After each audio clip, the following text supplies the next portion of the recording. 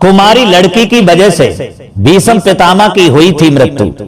जय श्री कृष्ण बंधुओं, दर्पण ज्ञान गंगा यूट्यूब चैनल में आपका एक बार फिर से स्वागत है। दोस्तों, इस वीडियो में आज का प्रसंग बहुत ही रहस्यमयी एवं रोचक है, जो महाभारत से है। आज का विषय है कि गंगा पुत्र भीष्म पितामह की मृत्यु किस कारण हुई थी। बताया जाता है कि एक कुमारी लड़की की वजह से भीष्म पितामह की मृत्यु हुई थी और वो कुमारी लड़की ही भीष्म पितामह की मृत्यु का कारण बनी थी। तो वो कौन सी लड़की थी कुमारी जो भीष्म पितामह की मृत्यु का कारण बनी? आइए जानते हैं इस वीडियो के द्वारा।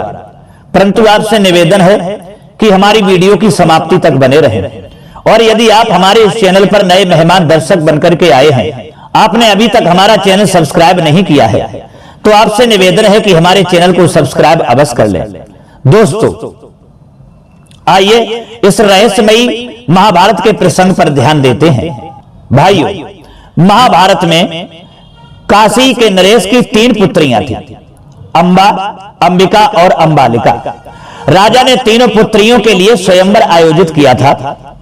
इस स्वयंवर में भीष्म पितामह बिना बुलाए पहुंच गए थे और तीनों राजकुमारियों का बलपूर्वक हरण करके हस्तिनापुर ले गए थे। भाइयों, भीष्म पितामह तीनों राजकुमारियों से अपने सौतेले भाई विचित्रवीर्य से विवाह करवाना चाहते थे। अंबिका और अंबालिका ने तो विचित्रवीर्य से विवाह कर लिया था, लेकिन अंबा ने भीष्म और सत्यवती से कहा कि वह किसी और से प्रेम करती है, इसलिए उसे उसके प्रेमी के पास जाने दिया जाए। दोस्तों, अंबा की बात मानकर भीष्म पितामह ने उसे उसके प्रेमी के पास पहुंचा दिया, लेकिन अंबा के प्रेमी ने उसे अपनाने से इनकार कर दिया। वहां अंबा फिर से हस्तिनापुर पहुंच गई। वहां भी विचित्रवीर्य ने उसे अपनाने से मना कर दिया। इसके बाद अंबा ने भीष्म से विवाह करने को कहा। इस पर भीष्म पितामह ने कहा कि मैंने आजीवन ब्रह्मचारी रहने की प्रतिज्ञा की है, मैं विवाह नहीं कर सकता हूं। भाइयों, इस तरह हर तरफ से निराश होकर अंबा हस्तिनापुर से निकलकर परशुराम के पास पहुंची। अंबा ने परशुराम को पूरी बात बताई और भीष्म से बदला लेने का आग्रह किया। दोस्तों, परशुराम ने अंबा की बात को सुनकर के भीष्म पितामह के लिए युद्ध के लिए चुनौती दे दी, लेकिन भीष्म ने उन्हें पराजित कर दिया। यहां भी अंबा को निराशा मिली। इसके बाद अंबा ने शिवजी को प्रसन्न करने के लिए तपस्या की। अंबा की तपस्या से शिवजी प्रसन्न हुए और उसके सामने प्रकट हुए। तब अंबा ने शिवजी से कहा कि मुझे वर दीजिए कि मेरी वजह से ही भीष्म पितामह की मृत्यु हो। भाइयों, तब शिवजी ने कहा कि ऐसा तुम्हारे इस जन्म में नहीं हो पाएगा, इसके लिए तुम्हें दूसरा जन्म लेना पड़ेगा। ऐसा कहकर शिवजी अंतर्ध्यान हो गए। अंबा ने भीष्म से बदला लेने के लिए अपना जीवन समाप्त कर दिया। अगले जन्म में अंबा शिखंडी के रूप में राजा द्रुपद के यहां जन्मी। राजा ने राजकुमारी का पालन पुरुष की तरह ही किया था।